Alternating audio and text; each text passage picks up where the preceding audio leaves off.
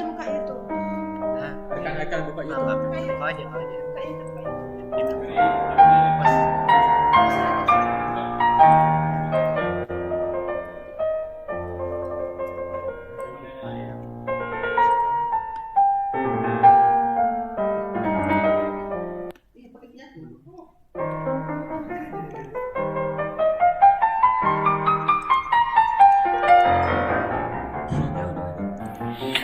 Ya.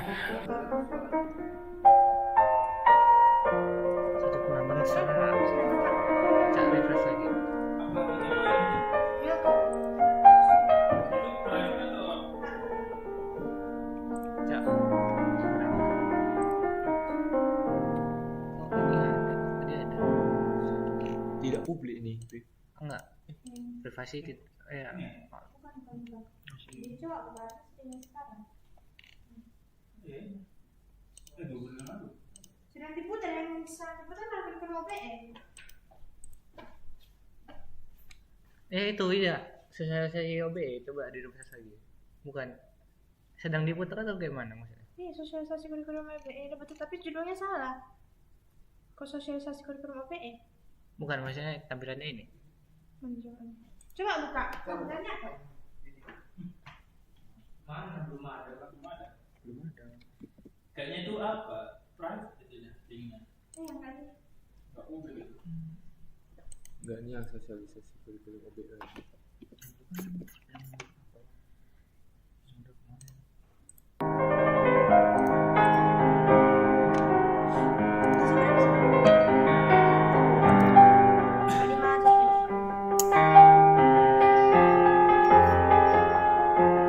Fikih belum masuk ya?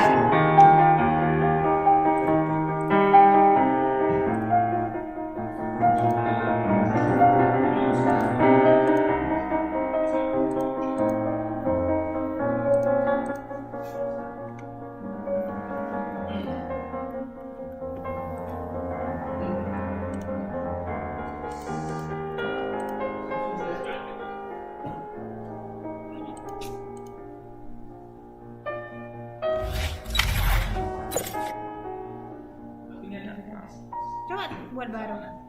Buat baru. Key-nya udah. Karena kan udah langsung nembak dia.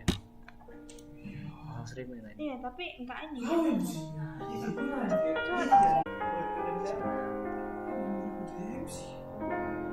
Bagikan linknya mana tahu harus dari link. Coba ke Nggak bisa Terus saja. soalnya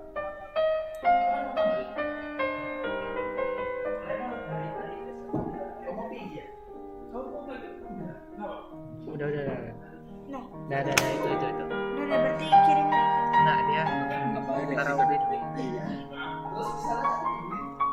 coba dicek sini siapa? Brian. Pasar lagi itu. Masuk. Gesla. tutup.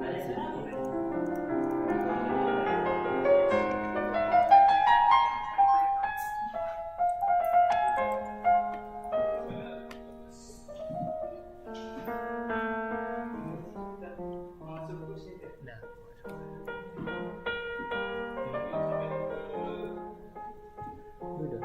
Udah coba di public lah. Tidak publik ya.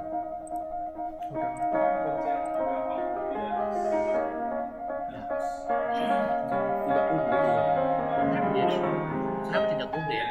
Mungkin dia punya tuh, coba buka channelmu. Bukan channel. Channelnya, di channelnya kalau salah itu. Penyesuaian. Nggak ada. Bahasa Jawa ada apa? Enggak lagi bisa. Itu privasi. Kena setel, tapi Streaming. Ini dia ACC aja. Jadi mau kirim pilih konten, pilih video yang ingin pertama itu. Iya. Iya makanya pilih. Ini streaming ke mana? Benar tuh buat pula lagi ya. Nggak apa-apa, nggak apa-apa, nggak masalah. Nggak bisa kayak ganti-ganti kan nggak bisa. Diganti. Ini masuk dari mikrofon. Kedengaran? Masuk dalam mikrofon. Kita nggak boleh ngomong tadi.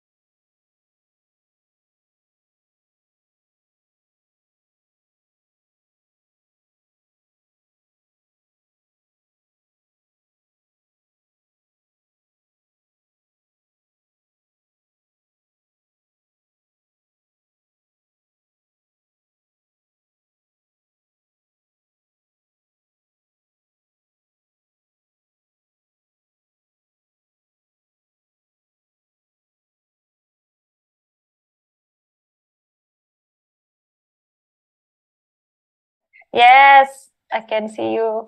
I can hear you clearly. Great. How are you? I'm good. I'm good. How are you? Yes, I'm good. Fine. There will be 100.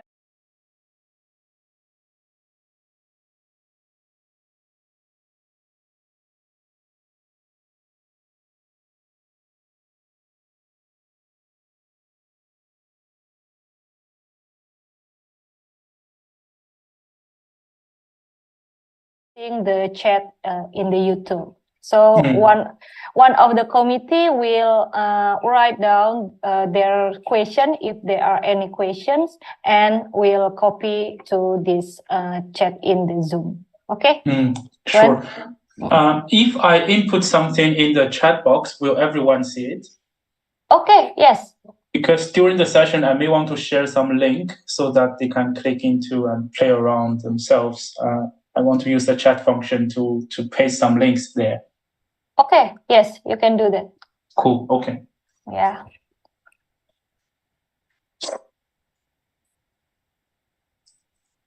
Oke guys, kita mulai. Itu gimana nih Bu Fani?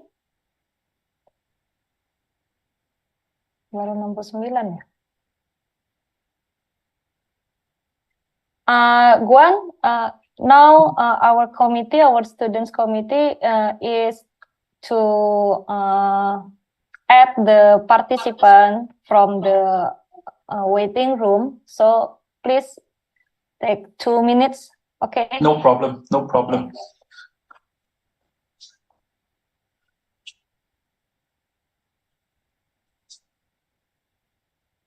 Sedang proses join kayaknya Kak.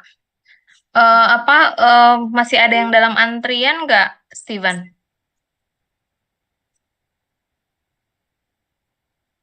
Masih ada. Steven, Elin? Sudah? Oke. Saya reminder dulu.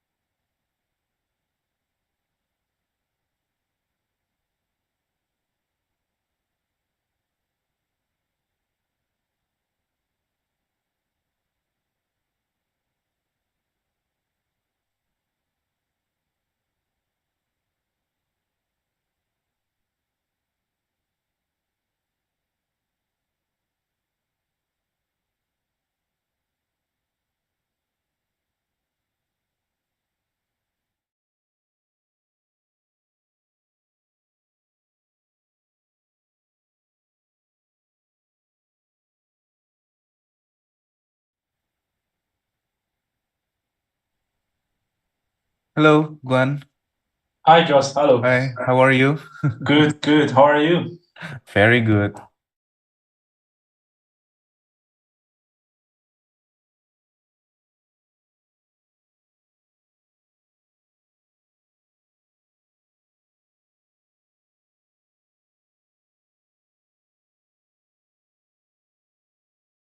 Not in here too for a while. It was quite dry earlier this month. Oh, It there's didn't no rain rain? for like half a month. It didn't rain for two weeks or more than 2 weeks. Everything was very dry. Interesting, because it's been raining here for every day, for almost every day, I think. Yeah. Every afternoon, ya Jos? Every afternoon and every night, it's always raining. Raining. Right. And Medan, distance from Singapore only 2 hours. No, 1 hour. Oh, 1 hour. 1 hour. Yeah, Yes. 1 hour flight. Jakarta is more far away Yeah, Jakarta is far away. from Singapore. Do you have plan to visit Medan anytime soon, Guan? Let's see. I mean, this year the Dev Fest probably not, but maybe next year's I/O. I hope I can be there. Yes. Good. Just tell us if you're going to visit Medan so we can bring you to some places. Thanks. Do you manage to eat durian last time you were here? I tried durian when I was in Malaysia and I got sick. It seems I'm a bit allergic to durian. I also tried, is it called jenko?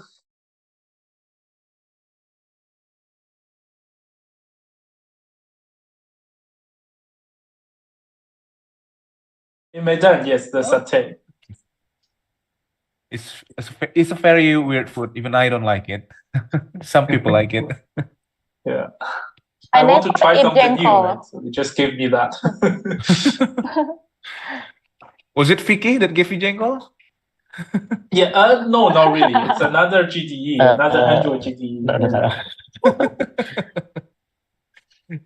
Jengkol is a very, very weird, has a very weird taste. I don't know why people like it. They told me it tastes like potato, but actually not. It's also the Yes. after effect is a little bit strong. Yeah, it's strong. I think they prank you. Yeah. You I got think pranked. they just prank you. Yeah.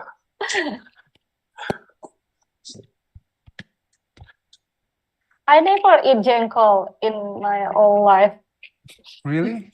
Yes, I don't know what the jengkol tastes because the smell. Yes, it's really think, smelly. Okay, so let's not try.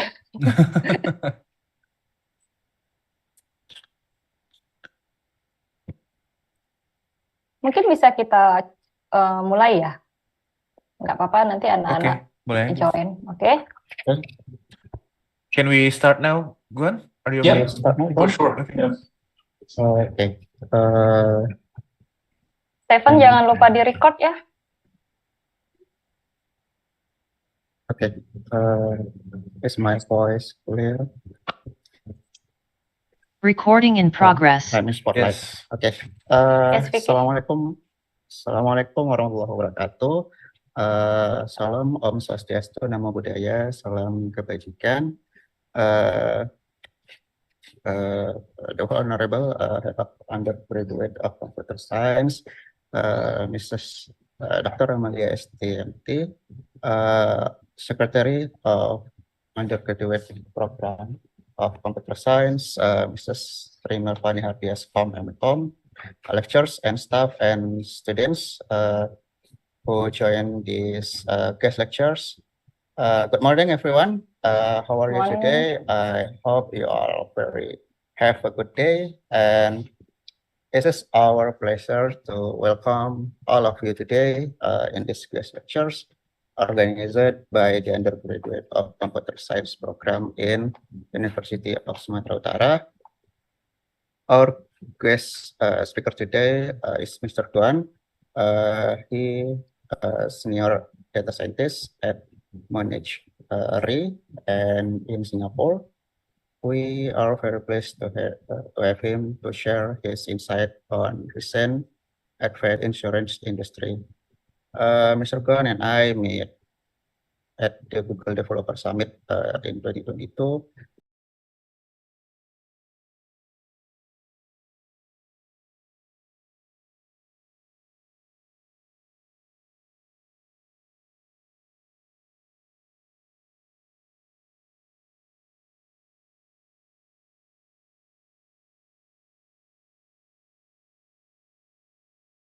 Please allow me, Vicky Firmansyah, as the Master of Ceremony in this morning to tell the agendas. First, opening by myself, then we have a prayer and opening remarks by the head of undergraduate program of computer science, Mr. Dr. Amelia STMT, Miss Dr. Amelia STMT. And photo session, then presentation by panelists Guan Wang, as well as discussion and Q&A, guided by Dr. Jos Timanta Tarigan as from MSc, and closing. All right, we enter the second agendas that will praise according to our respective religions. Praying begins.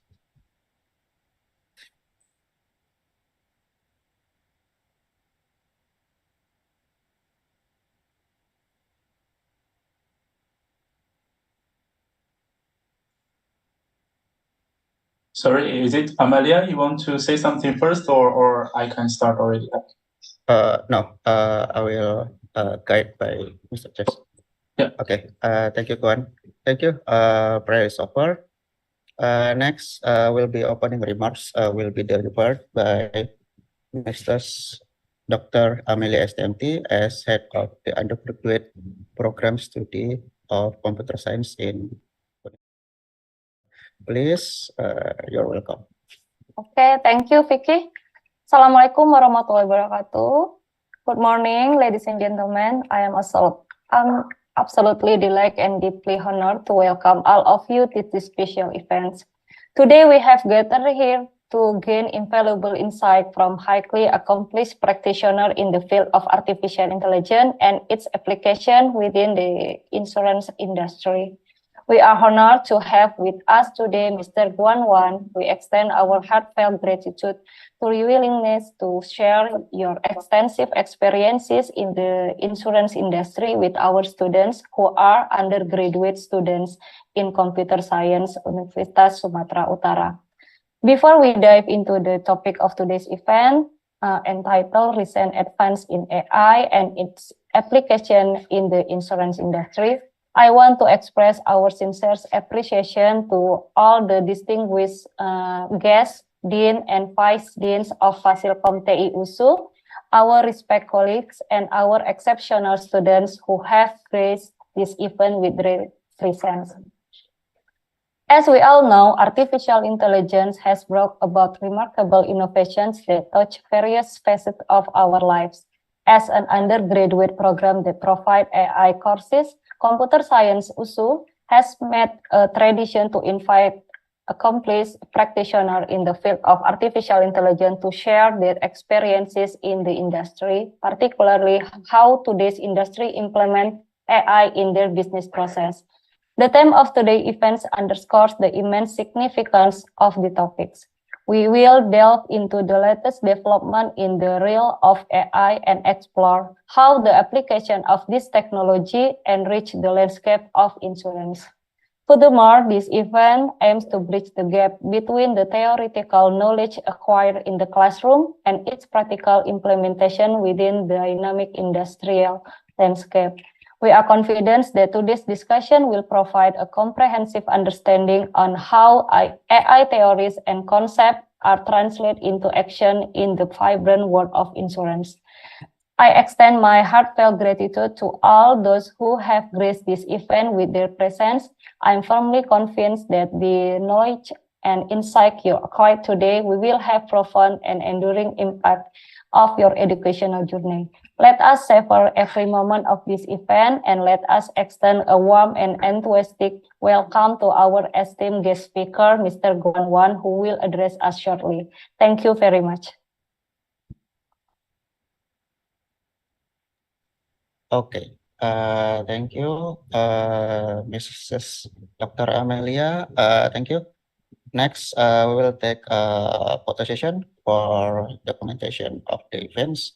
To participant, please turn on your camera, please, and help for the operator to take a screenshot, please.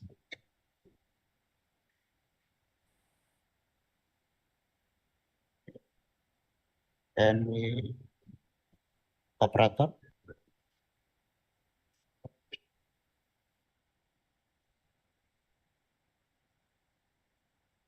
Okay. With my okay. 1, 2, 3. Okay. Once again. There is 2 pages. Okay. 1, 2, 3. Okay. Okay. Okay. I think it's enough. For the screenshot. Can we continue to? Nah. Thank you. Thank you guys for your camera. Okay. Next, we enter the core event, the presentation of material by the panelists as well as discussion and Q&A by Guan Wang, which guided directly by Mr. Dr. Jos Dimantatarikan. We entering this session. can you guys give a raise hand if you have heard that, or you have currently learning about it? Please raise your hand. At least you know the artificial intelligence is AI, and AI is artificial intelligence. Okay, can you give a raise hand? I can see. Okay, there is one. Okay, thank you, the little one. Okay, back to topic. Mr. Josh Simantatarigan, please. Time and this Zoom is yours. Thank you.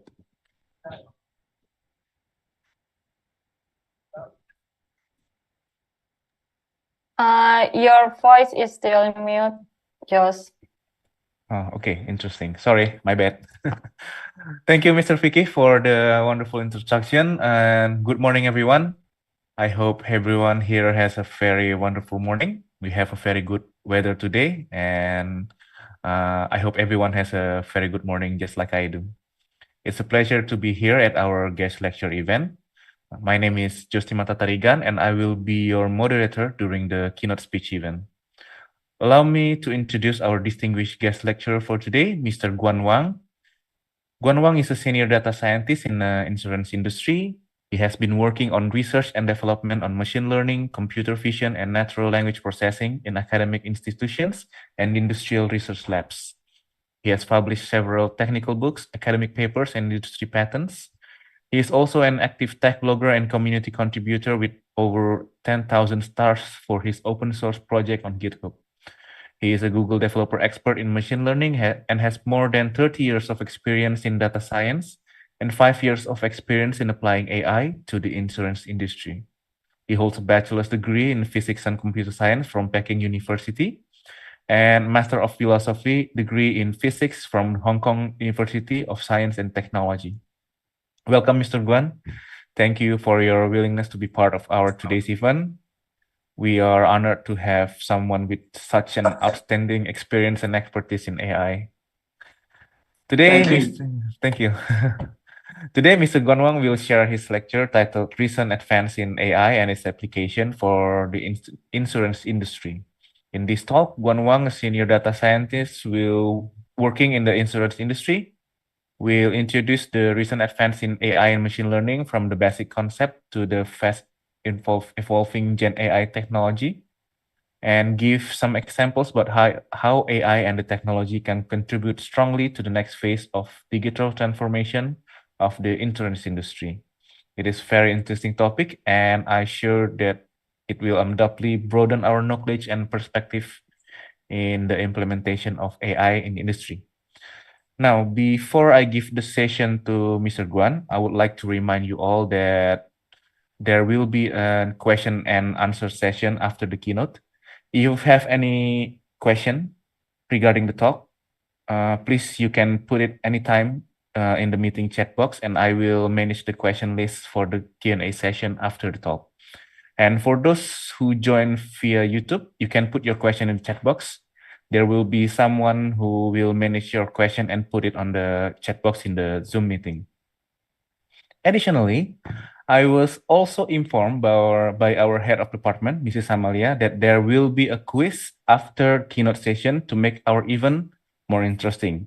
It will be a short quiz, and the question is provided by Mr. Guan and is related to our talk today.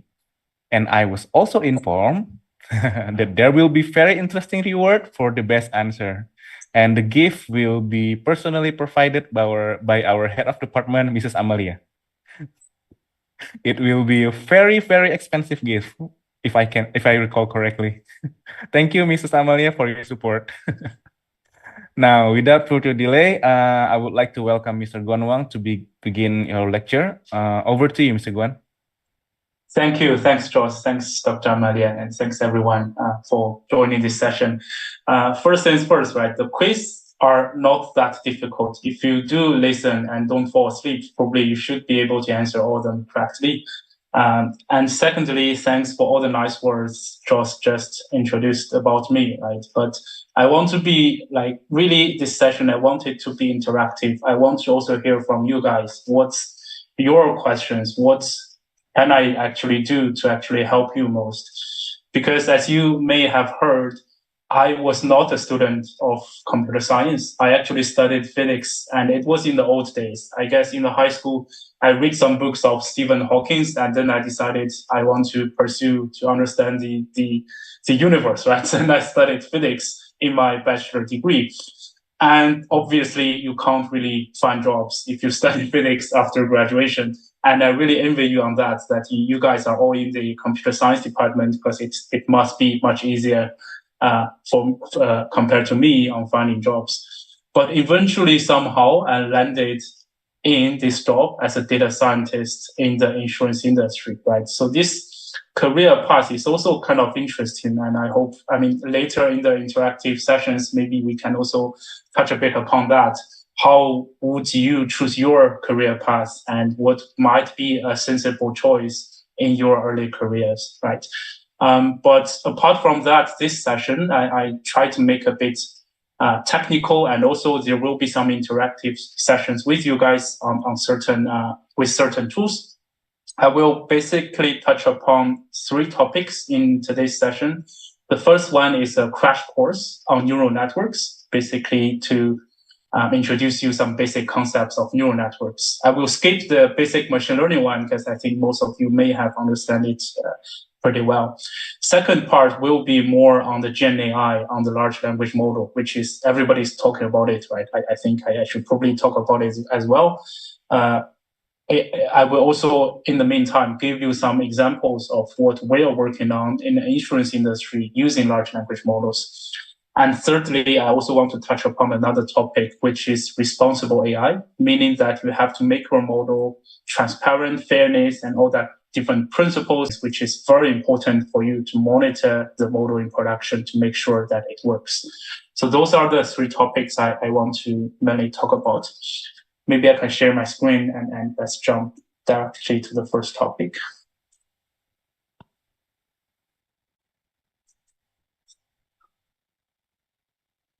Just 1 second.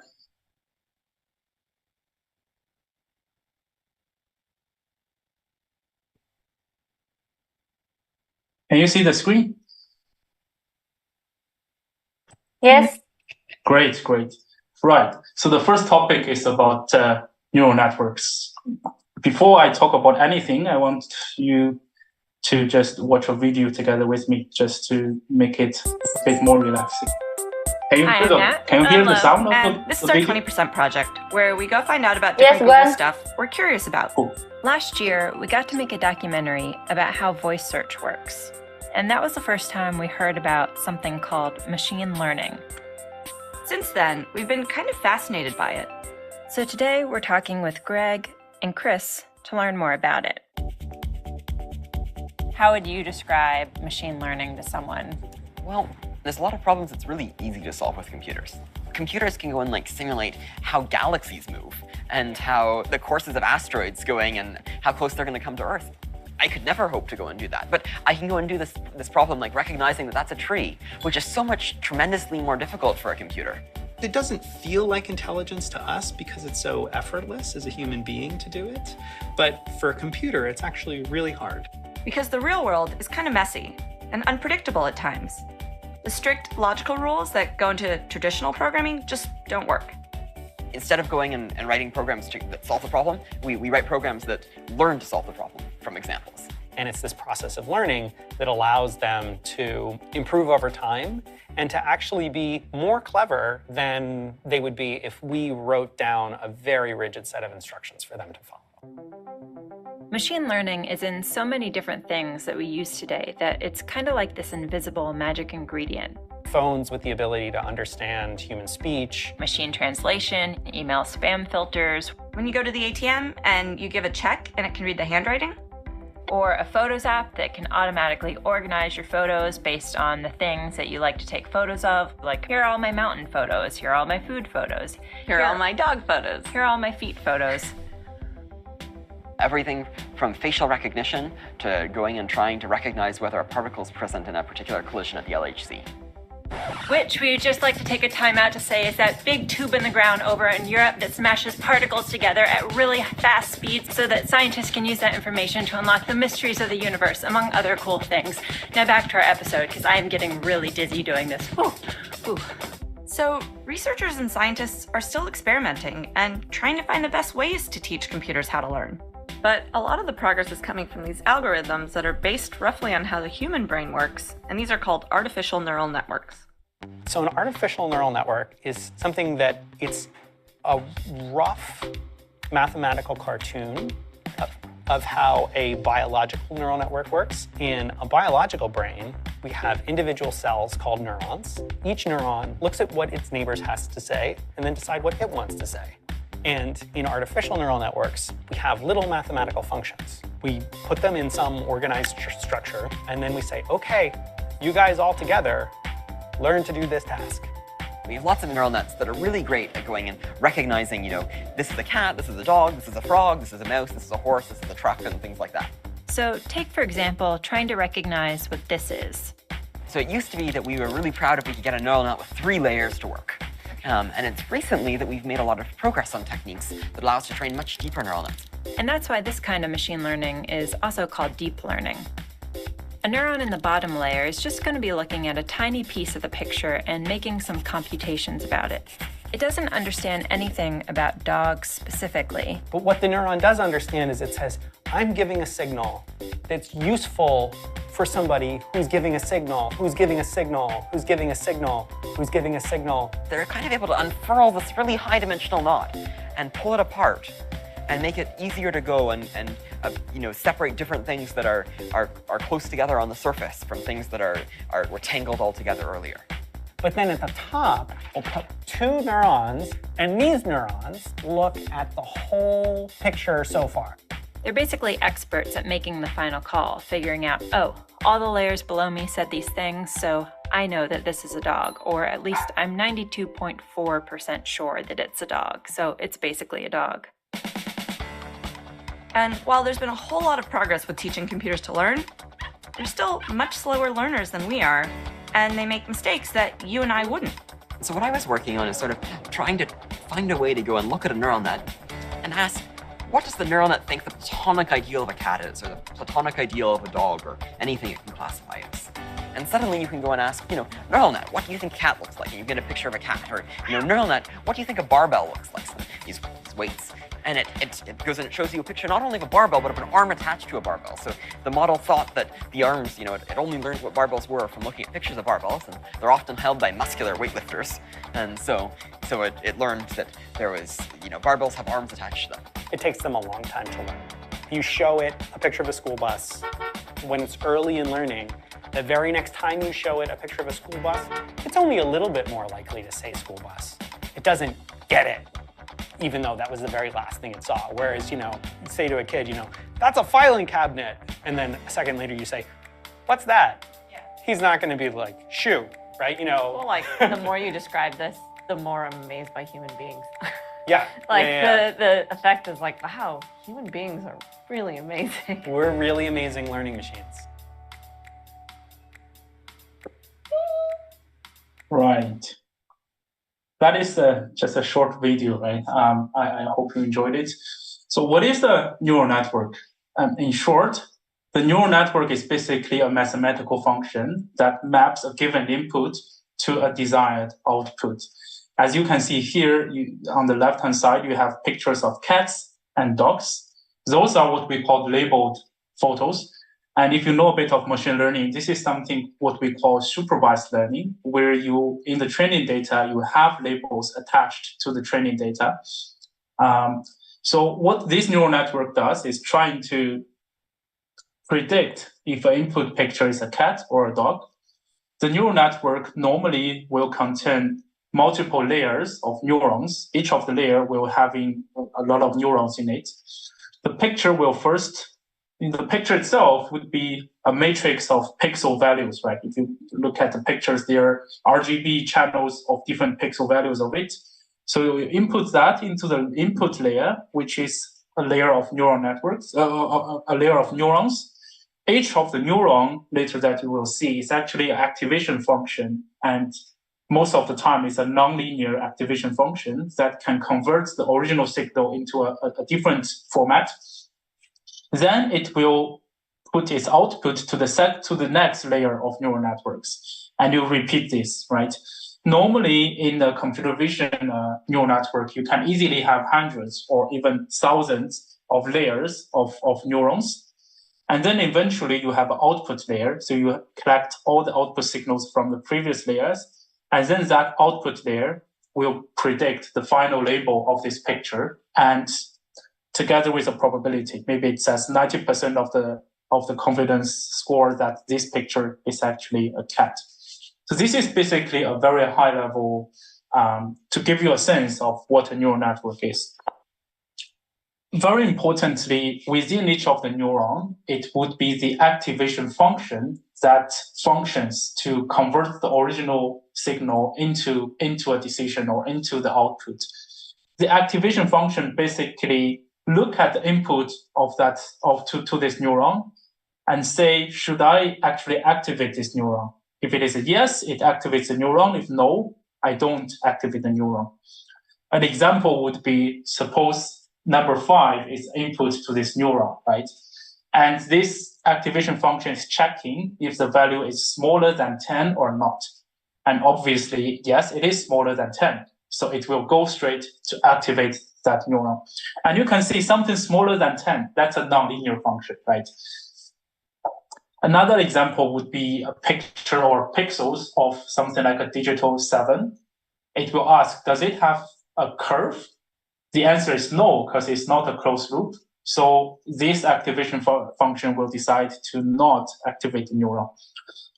But if you input a digital picture or pixel of 6, because it does have this curve, this activation function will decide that yes, it has a curve, and it will go straight to activate the neuron. So this is basically the artificial neuron that we were talking about. There are quite a lot of common activation functions. 2 of them are common ones. First is the sigmoid. It basically converts the weighted sum to a value between 0 and 1. The format is like this. It's basically, you can see it's a nonlinear one and a smooth function. But what proves to be more efficient and also works better is something we call the ReLU, rectified linear unit. It basically says if your input is smaller than 0, I will just output 0 to you. But if your signal, your value is more than 0, bigger than 0, I will just give back your original value. You may see that this seems to be a linear function, but actually it's not, because it's not a straight line. Even that in each part, smaller than 0 or bigger than 0, it's a linear function, but actually it's not linear if you combine them together. There are a lot of other activation functions like decay ReLU, and I mean, it's a very active research area to decide which activation function actually works best. But for now, if you just give you a sense, ReLU actually performs the best. So a neural network can be composed of many hidden layers. And each of these hidden layer is actually an intermediate step to get from the prediction in the last layer here back straight to the output. For example, here is a picture of dogs and cats. So the first layer will try to convert original pictures into some more abstract ones, as you can see. Maybe some are looking at the face, some are looking at the eyes, some are looking at the furs.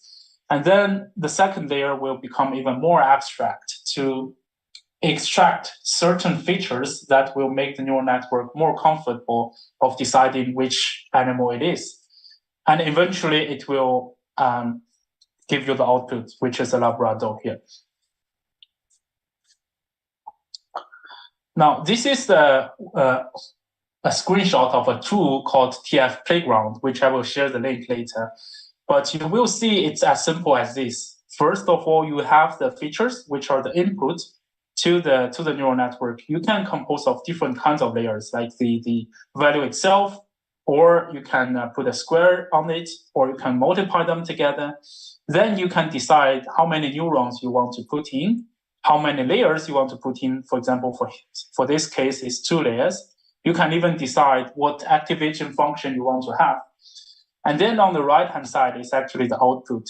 So for this problem, as you can see, you want to classify between the orange dots and the blue dots. And you see they are not in a linear way, right? Traditional machine learning, the easy ones, you would hope that you have a straight line, a boundary that can distinguish these two colors of dots. But for this one, you really need a kind of a complex shape, a complex curve to actually distinguish these two colored dots. So how should we do this? Is neural network able to do this? So that's the output. Like I said, this is the feature, the input to the model. Some real world examples might be, right? For example, if we're distinguish dogs and cats, these features can be like the size of it, the color of it, the length of the tail of it. If we're trying to classify numbers, then these features can be, for example, the number of curves or the number of lines. If we're doing video recommendation, we want to recommend the video that you might like. These features can be, for example, video topic, number of views, who is the creator of this video, and the video that's the user, that is the customer that has watched in a history, right? Another example would be that you want to predict the price of the house. If you do Kaggle competition, that is usually the first competition you do. So features for predicting the price of the house might be the location of the house, the number of the bedrooms, and the size of the property itself, right? So these are examples of the features that we want to use. Those are the hidden layers. This is where the complex patterns in the data are kind of discovered, right? And they just go through all these neurons. But you may ask, right, how do you construct these neurons? Why you put 2 layers? Why you put 4 neurons here? That is a very good question, because a common sense is that we are not as rigorous as before when we approach algorithms in the era of neural networks. Before, you may have a theory, you may have a lot of mathematical theory backing up your algorithm. But for neural networks, my feeling is that it's even more like experimental physics. Like you really try different structures of neural networks that may actually perform really well for your problem. But of course, that is also based on some experience and some common sense. For example, if you're talking about pictures, of course, you want to use convolution neural networks because it will cover like the 2D pictures. If you're dealing with time series data, like large language models, right? Like the sentences that you want to input, it can be very much a sequential model, like LSTM or something like that. So there are some common sense of it, but if you want to construct something, there are some established structure of neural networks that is proved to perform very well. But how do people find it? It's more like try and error rather than really rigorous theoretical foundations behind it. So I will paste this link to the chat that you can actually play around together with me. Let me see, how should I do this?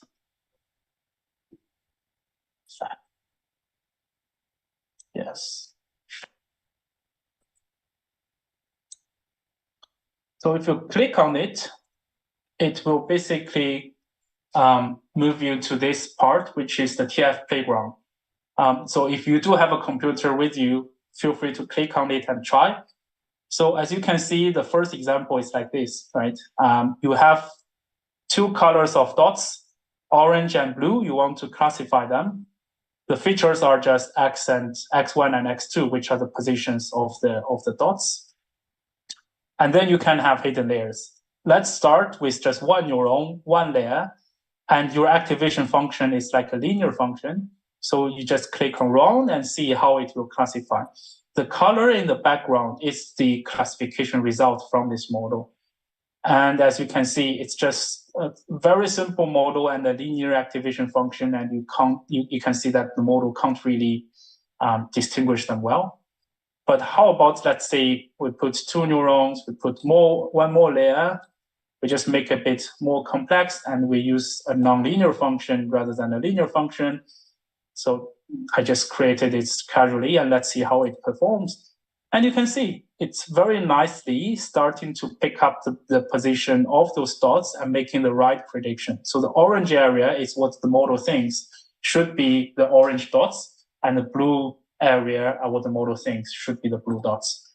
So what I did is just to create more neurons and extra hidden layer of the neuron. And very importantly, I changed the activation function to a nonlinear one. And you can see that the model already gives you more or less the correct predictions. You can play around with it. So there are actually 3 exercises. I want you to do it offline. We don't have much time in this session for you to really do it. But the first one is actually to try with exactly what I just did, to play around. And that would be like your first neural network. Oops. And the second task is more to let you try with different initialization conditions for your model, for your neural network. So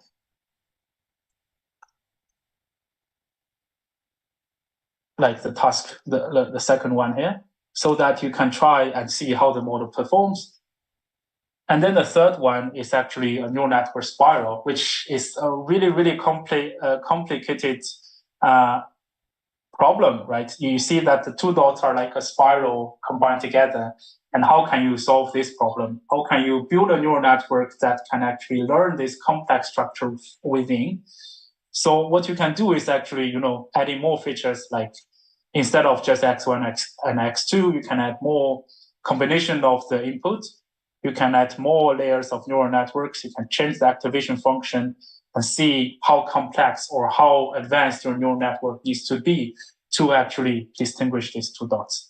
So I share the link with you. If you have time after this talk, feel free to play around. I think it will give you really a good idea of how to construct a neural network. Now, this is another example I want to show you. I will also put the link here. It's called teachable machine.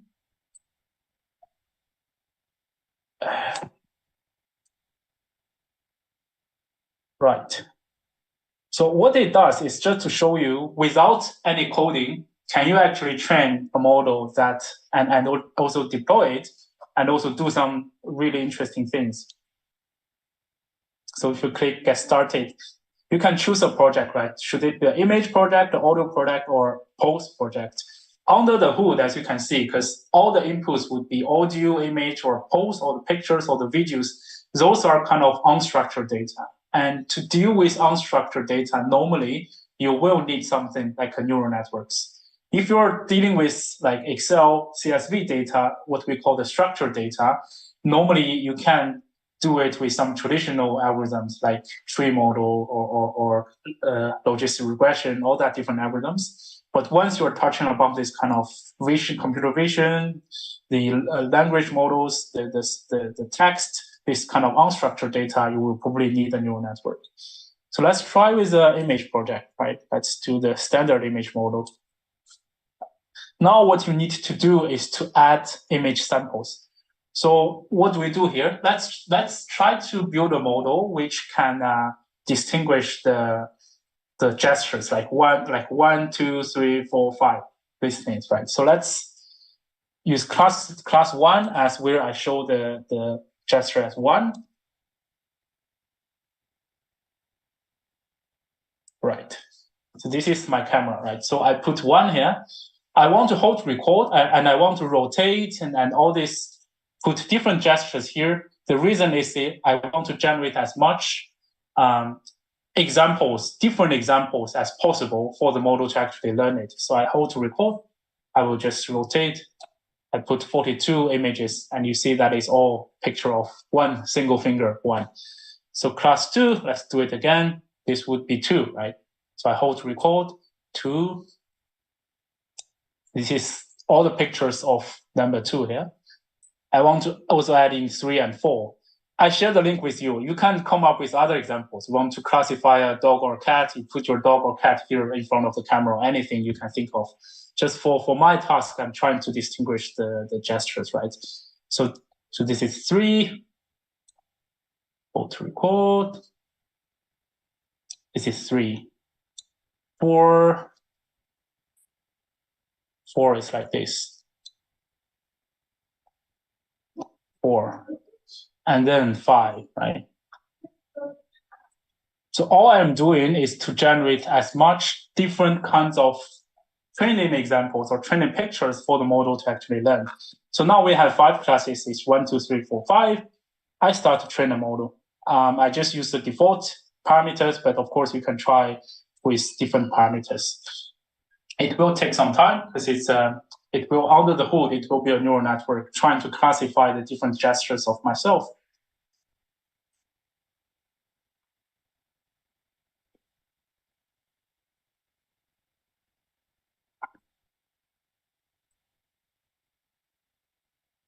Right, so bear with me. Yeah, I think it's quick enough. So it's training this neural network under the hood to actually classify my gestures. So what you can do is you can export the model and you can deploy it somewhere, right? But here you can see already it's lively showing the video here. Now let's test it, right? So we already have a model there. Let's test it. So I put 1 here.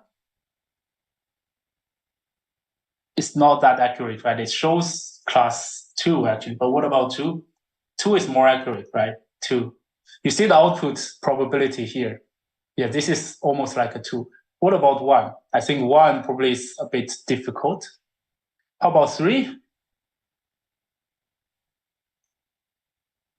3 is not that good. It classifies 5 here. What about 5? 5 is pretty good, right? How about 4? Yeah, it's kind of pick up this class 4, but it's still, yeah, now it's good because it needs to a certain gesture. So possible reasons why this is not working so good as we expect. First, maybe the training data, I was just doing all this casually. Maybe the training data quality is not that good. Suppose that I'm doing like this, it cannot really pick up like the 4 fingers. And secondly, maybe I need to work a bit on the neural network structure. I can put in more epochs, training more time. Maybe the learning rate, I need to put a bit less. But you get the idea, right?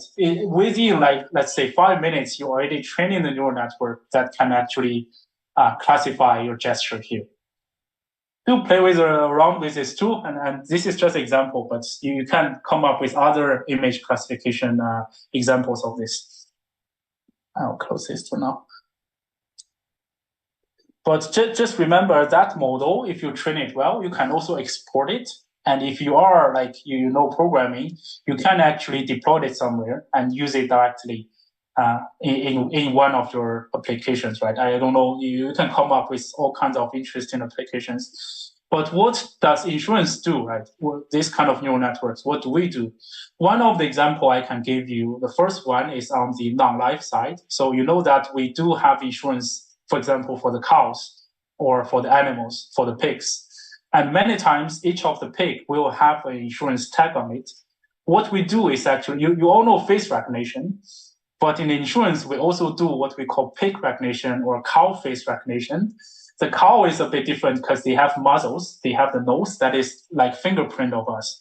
So we actually built a neural network, a deep neural network to actually recognize those muzzle, like the fingerprints, and to find the cow that is insured.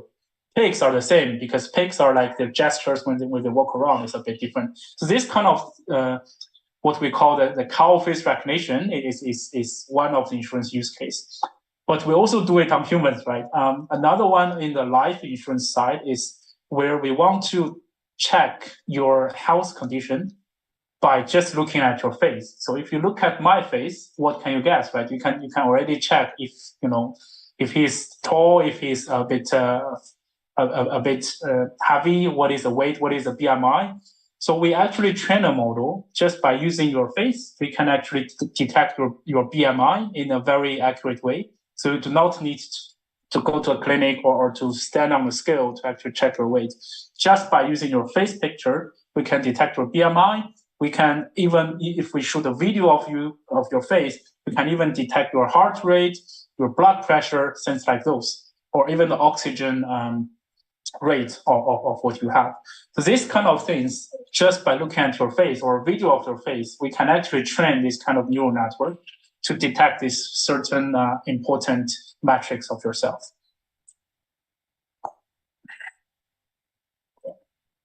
This is not a quiz, right? It's just some questions that for you to think about, maybe offline. So what is a neural network, right? I think I gave an introduction of it. When is it useful? Think about structured data or unstructured data. What can it do that a simpler model might not be able to do, right? Remember that curved data points that are really messed around. You want to distinguish the different colors. Simple models can't really do it. And what is the limitation of the neural network, right? I think I just gave you an example of that gesture recognition, right? So if your training data is not good enough, if you don't actually set up the neural network structure well enough, you may actually fail. So that can be a limitation of the neural networks. But those four are more like open questions for you to think about. It's not a quiz again, and we will have a quiz after all the sessions. So this is the end of the neural network introduction. We can pause here and answer some questions if you want, or we can go straight to the next topic. Any questions so far? I think it's better if we just go to the keynote session before we start asking questions. Great. Okay. Right. Now let's go to the second topic, which is the large language model, right? I'll put it into full screen mode. So this is also a topic I used to give, which is to really try to give you an introduction of what large language models are, because everybody is talking about it, and it seems to be like the next big topic of us. Together with it, I will also briefly introduce some of the GenAI offerings from Google Cloud, and hopefully you can actually try it on your own, right? So what is a large language model? It is a type of machine learning model that is trained on massive data set of text. So it's not like this kind of test usually composes of, for example, the whole Wikipedia database. Everything within the Wikipedia is in there. All the history of news, right? So anything that human has generated in the format of text can be used to train this large language model. It also intersects with what we call the generative AI. So this is what it's usually like, right? So AI is like the biggest topic. Within AI, you have the concept of machine learning. Then deep learning is like a subcategory of the machine learning topic. And within deep learning, you have a topic called large language model. So this is like the relationship between the different concepts. So when people ask about deep learning, you have to say it is part of the machine learning. It is not like in parallel. It's just one example of machine learning. There are mainly two types of deep learning models. One is discriminative. So what you just saw, that we try to classify cats and dogs, these kind of classification models or regression models that we want to predict the value is what we call discriminative models. It's really trained on the data set of label data. You have that pictures labeled as cats and dogs, and you try to learn the relationship between the data points and the labels. But generative model is more to generate new data that is similar to the data it was trained on. You don't necessarily to give it explicitly the label of it. It can generally understand the distribution of the data and how likely a given example is within that distribution.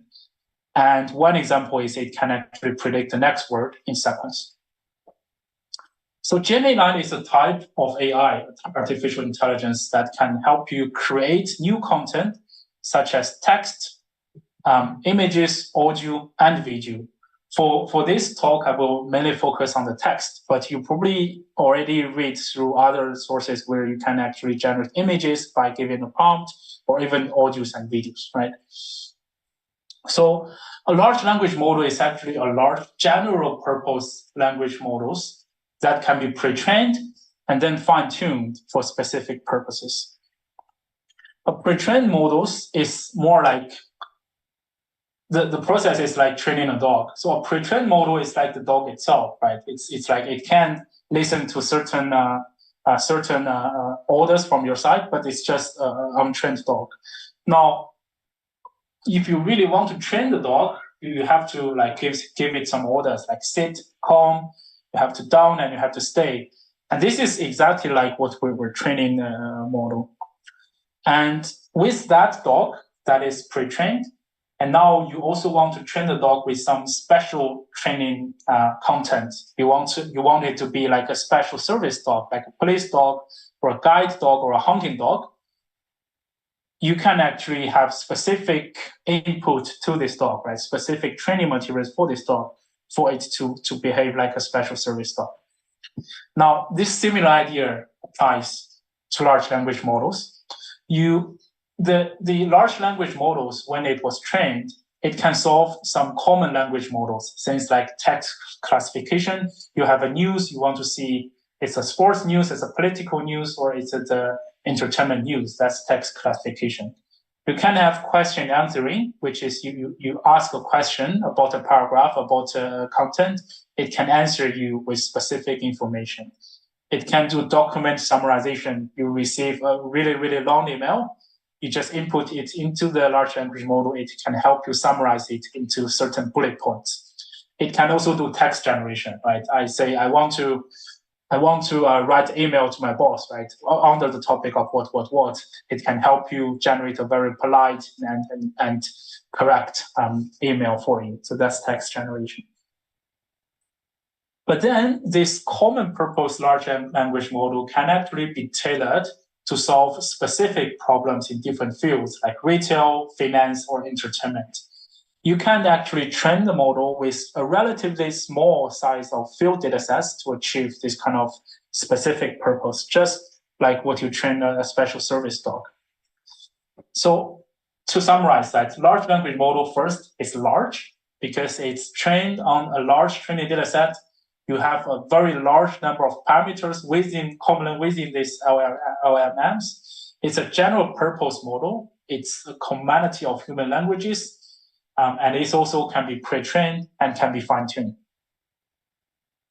This is what commonly we call as a foundation model. So if you do have trained such a large language model like ChatGPT from OpenAI, it is like a foundation model that you can do a lot of things with. First, it's a multitask model. You can have text classification, text generation, all these kind of different tasks it can solve. It's a large-scale one, and it's minimal training. You don't have to really specifically train the model for it to achieve certain general purpose goals. Many times I feel the foundation model is almost like an intern, right? If you recruit an intern to your company, he probably doesn't have a lot of specialized knowledge of what your company does, let's say insurance industry, but with very simple prompts or very simple guidance, he or she can already help you with a lot of tasks.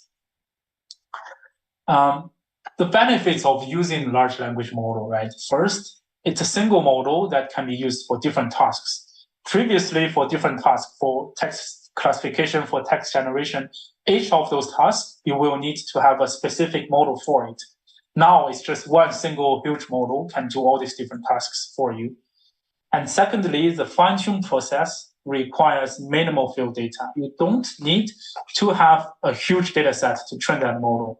Think about it. If you want to train a text classification model for news, you probably need to have, for sports topic, you need to have, let's say, 1,000, 100 different news articles. For political, you need another 1,000. But for using a large language model, because it already captures all this kind of information, you don't need that large amount of data set. And then thirdly, this performance is continuously growing with more data and parameters. it's a very hot topic. Different companies are developing their own large language model, and more data and more tricks are putting into it. What's most famous would probably be ChatGPT, and that is GPT 3.5 version of the original GPT. When it first came out, people were really amazed, right? So this model has 175 billion parameters. Remember the neural network we just trained? Probably it have like 10 parameters, right? But for this model, it has 175 billion parameters. It's a decoder-only transformer network with 2048 token long context. What Google does in comparison is they also developed their own large language model, which is called PaLM, Pathways Language Model. It has 540 billion parameters, even more parameters. It leverages a technique called pathway system, and it also uses a lot of TPUs in the Google Cloud to actually train it. So a lot of this kind of distributed computational method is used to efficiently train this model. PaLM 2 is like the new version of PaLM. Is what they call the next generation of large language model. What it's good at is, first, it's very good at advanced reasoning tasks, including code and math. And secondly, it can be used for classification or question answering. So we can actually build our own applications using the API. Google offers what they call PaLM API that is powered by PaLM 2. Now, Google also has another application called BART. You may have heard about it, but I want to show you something that's why this makes sense compared to Google search, right? So the other day, can't see it. So the other day, I was having the task of moving a very long desk to my home. And I rent a car, a small car, Toyota Sienta, and I want to check what is the length of the cargo space if I just fold down all the second and third row of it. So I searched, right, what's the dimension of the cargo space after I fold down both middle seat and back seats of Toyota Sienta car. Now it gives me like all this. First, this seems to be right, but it's actually the dimension of the whole car. And then I look down the search results. It just gives me all the different pages of review of this Sienta car. It never gives me the exact information. I just want to check how long is the cargo space? Can I fit my desk into it, right? And I spent like 10 minutes and was really, really, lost in this. It showed me a picture of this, but what is really that length of the cargo space? So I tried with BART. What is the dimension of the cargo space after I fold down both middle and back seat? You can actually try with BART.google.com. I think it's also available in Indonesia. Now it's very straight to the point, right? It tells me the cargo space after you fold down it is actually 2,700 meters long, which is more than the length of my desk. So I feel very comfortable of renting this car and try to move my desk. And it also gives a lot of other information, how to fold down the middle and back seat, which I need that information. And also like additional tips of using cargo space. Right? This is really, really helpful. So I want to make sure. I know that you're saying that the cargo space is 2,770 millimeters. So can I fit a table of 1.8 long into this car?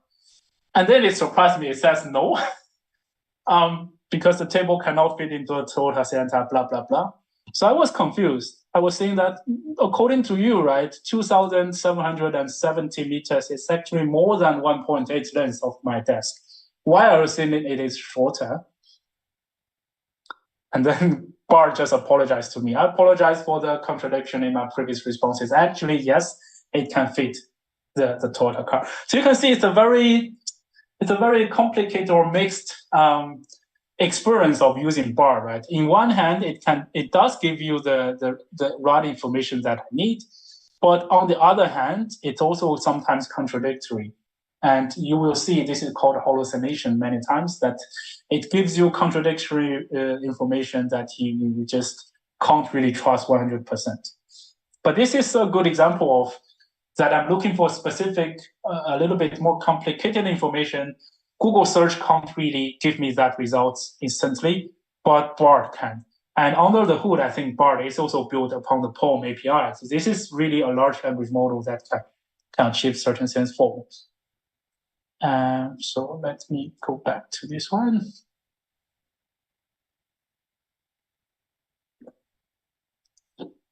I will also later show you in insurance world what we're trying to achieve with large language model, right? But let's first check how does it work. The pre-training of a large language model will ask you about a large amount of data, billions of parameters, and it uses something called unsupervised learning. So within the transformer, this special structure of neural network, it contains an encoding component, which is to encode your input of free text into some kind of a vector space. It moves or inputs that vector space into the decoding component, then it will decode the results. It goes through a generative pre-trained transfer model, and then it will give you the output. So the input is how is it going? It goes through all this process. This neural network, it will output like a human being, like I'm doing all right. Thanks for asking. How are you? I also showed you that example of hallucinations, right? It tells me the cargo is 2 meters, more than 2 meters, but it's shorter than 1.8, which is totally wrong, right? So hallucinations are words or phrases that are generated by the model that are often nonsensical or grammatically incorrect. And you will see these problems happening a lot with a lot of large language models. It's like a child, right? She or he can make mistakes, but he or she can also make intelligent decisions as well. The challenges can be that first, the model is not trained on enough data, right? Remember the gestures, maybe the data is not enough.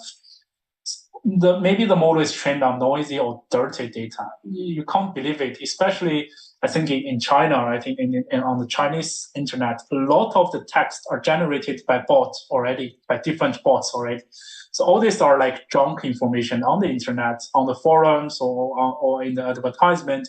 And those data, if you use them to train a large language model, it will actually ruin the intelligence of the model itself, right? So the quality of the data is also quite important. And maybe the model is not given enough context. And that is where you will see we need to, within the prompt, within the inputs that you give to the model, you have to give enough context so that the model understands really what you want. And maybe the model is not given enough constraints. So a transform model, like I said, is just an encoding component and a decoding component. So this is a translation example. The input, I guess, is French. So it gets encoded and it gets decoded, and eventually it translated into English. In traditional programming, if you think about this translation problem, right, you have to write a lot of rules, you have to write a lot of if-else probably to actually convert, do this kind of task. Now, around 2012, we have waves of neural networks where you can do classification of cats and dogs, these kind of tasks. But still under POEM or GPT, what you do, the way of developing stuff is like, go read this huge pile of books that contains cats or dogs pictures, and you learn about it, and you tell me what is a cat, right? So the way of developing stuff, you can see, is evolving from traditional programming to training a model to now more as to just giving prompts to the model. Traditional development. What is a large language model development like? First of all, for large language development, there's usually no machine learning expertise needed. So if you don't know about machine learning, don't worry, you can play around with large language model very well. But for traditional machine learning development, yes, you will need that machine learning expertise. You will need to know what is overfitting, what is the AUC, what is the confusion matrix, what is training data, testing data, and all this. Normally, you don't need training examples. You just go and ask, like what I did with that question to BAR. But for traditional machine learning development, you need a lot of training example model. It's already there pre-trained, but traditional machine learning, you need to train a model. For large language model development, usually what you focus on is how do you design the prompt. The prompt is what you ask to the large language model, right? So the prompt design or prompt engineering is actually an important topic. Well, for traditional machine learning model, you're thinking about the computation time, the hardware, the GPUs, or you're thinking about minimizing the loss function. So it's very different mindset between these two kinds of developments.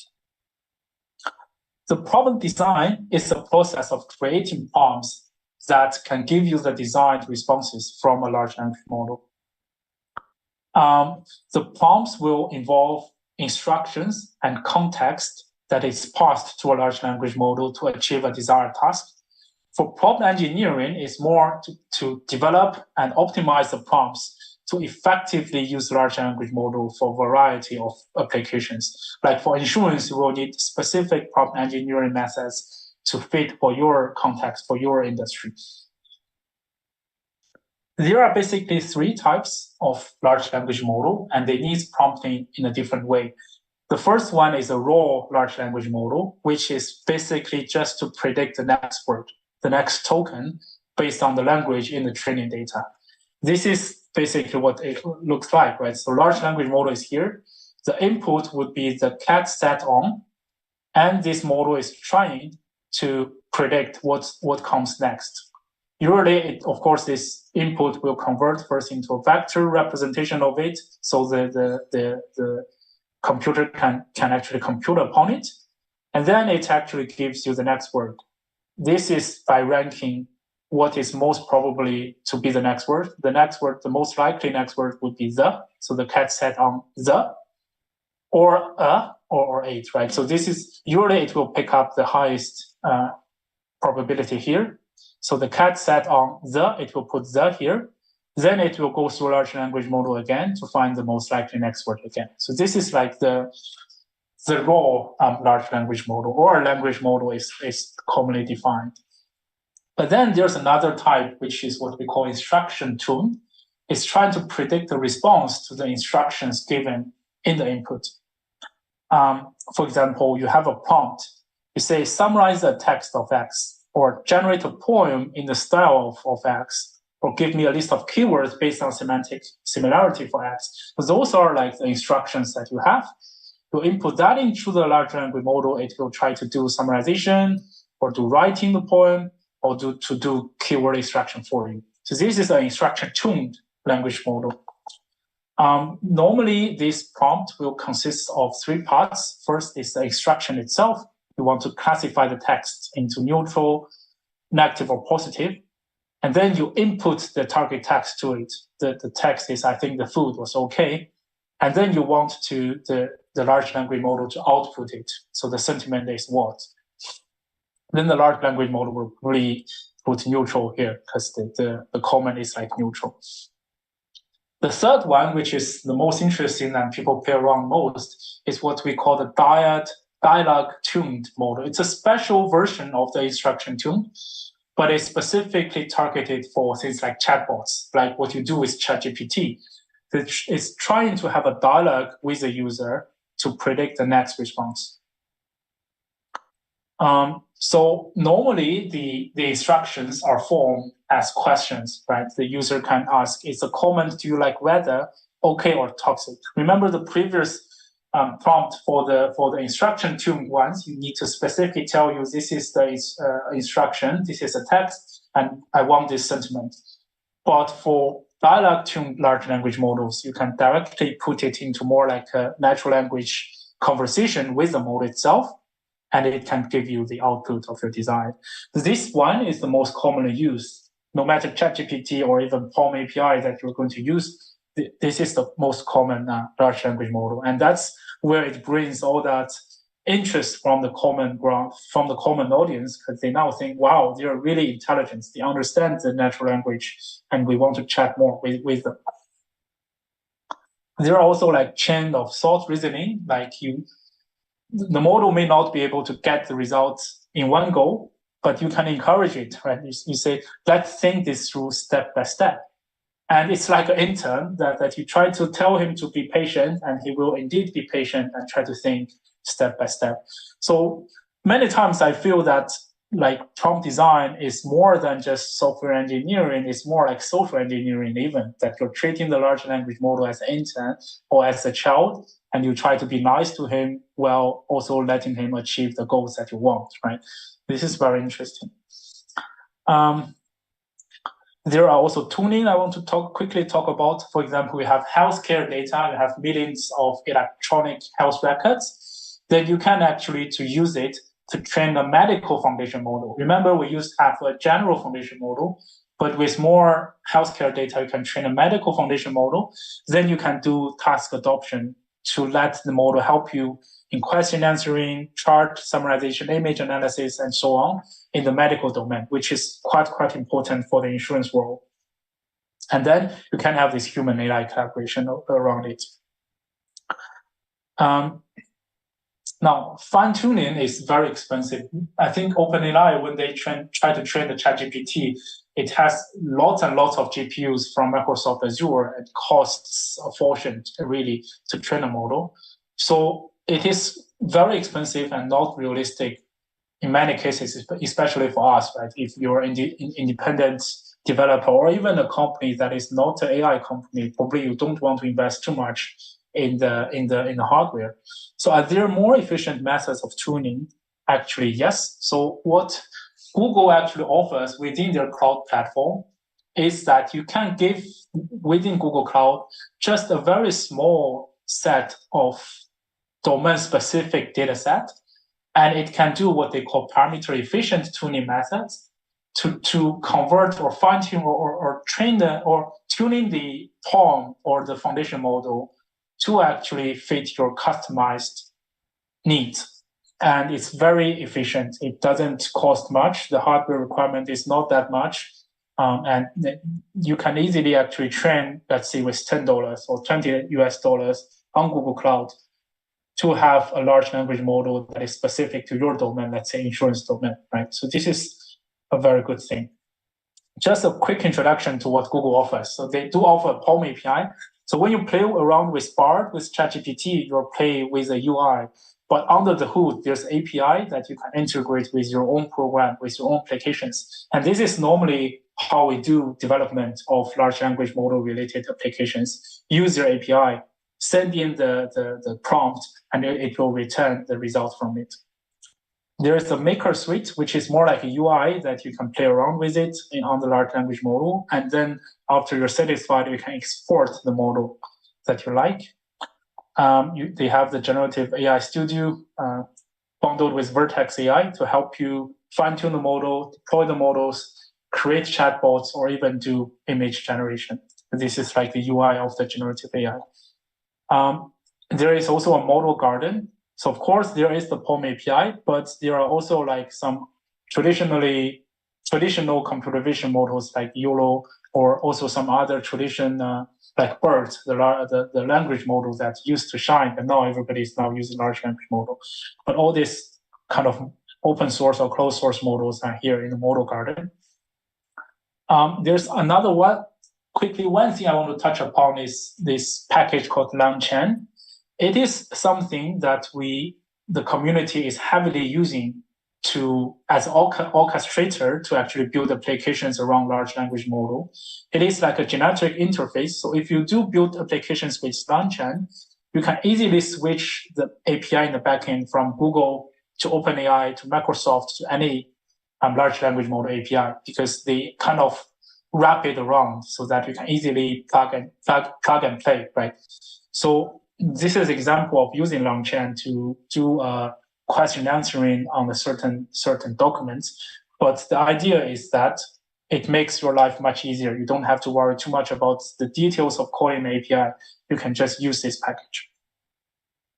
I will also copy this link here. Oops. This is actually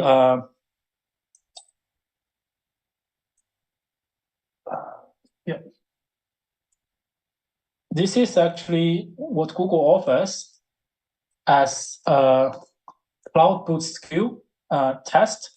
So with very cheap price, get you some free credits that you can do some labs, hands-on labs, and you do have access within the labs directly to the Google Cloud that you can play around and try all these nice methods. I want to quickly also share what I did, a demo of what we do with insurance, right? This is a ChatGPT UI that you can play around. So the first thing with ChatGPT, suppose you have a structured data. Normally a data scientist will do something like exploratory data analysis, plot some distributions, even build a model around it. But as you can see that so this is a data set freely on the internet. Now ChatGPT can actually build a project. Under the hood, it creates a Python environment, and it actually starts to output like the overview of the data set, the description of the columns, and eventually it can actually even build a model. So I tell it to predict the charges, the hospital charges from the data set, and give me some modeling insights. It can actually, under the hood, build the model, tell me the model performance. I can even ask him to show me the feature importance of it. It tells me it makes sense, like smoker, if you do smoke, is one of the most important features from the insurance data set. I can even ask him to train a better performing model. So this is more and more like I'm coaching an intern. I give him a data set and I try to guide him through building a model. Because you have to try with ChatGPT on this. It's at least for some interns data science job, it can actually help already. Another example would be that I want to compare two policies. So if you buy insurance, for example, you want to buy a life insurance, a lot of insurance companies are there and they offer very similar products to you. They are all life insurance. There can be one from FWD, there can be one from Great Eastern. So how do you compare them, right? So what I do is I just give from the internet the PDFs of that policy details and ask the ChatGPT, can you compare these two products? Now it gives you a summary of the term life insurance policy of Attica. Here I'm comparing between Attica and Great Eastern. It can actually give me the advantage. First of all, it summarizes what the policy key terms are. So normally an insurance policy would be like 20, 30 pages long, and it can be very overwhelming for the end customer to really understand it. But here it basically summarizes it into some bullet points. And what's most amazing is comparing these two files with each with 30 pages, it can give me the advantage and disadvantage of each of the insurance company, the product. Now this can be super helpful, right? So normally, if you go to an insurance agent, he probably won't do a good job because he or she cannot understand insurance policies from all the different companies. But if you do input the policies into a large language model, it can help you do this comparison and actually can help you give you the bullet points and make you understand the insurance better so that you can make a wise decision. So this is the end of the large language model. I see that we still have a bit of time. Let me go straight to the last topic, which is responsible AI, and this will be quick.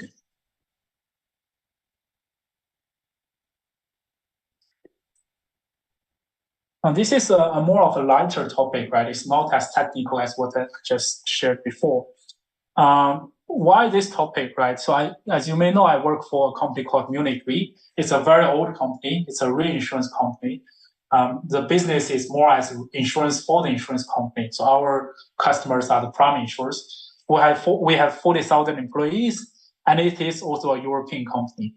The reason I show this is because that's the reason why responsible AI or being in compliance with the regulations is very important to us. It's very old. It's a European company, and you probably know that all these regulations are more strict in Europe compared to this part of the world. And insurance itself is like one of the most regulated industry in the world, because if something happens to an insurance company, it breaks down, it will impact millions of people. And if they have life insurance, different insurance policies with the company, it will have a very big impact on people's lives. So it's like one of the most regulated industry. When people think about responsible AI, they think of regulations, the laws, the legal stuff, and it probably will prevent you from doing good innovations, right? But the point I want to make here is that responsible AI actually enables rather than hinders the innovation, and you will see why. There are a lot of challenges from artificial intelligence. This is the old model of computer vision model trying to make the pictures more clear. And a normal human being will see it on the left. It's actually Barack Obama. But after applying the algorithm, it converts the picture into a white guy. So this is kind of a serious problem that artificial intelligence may generate.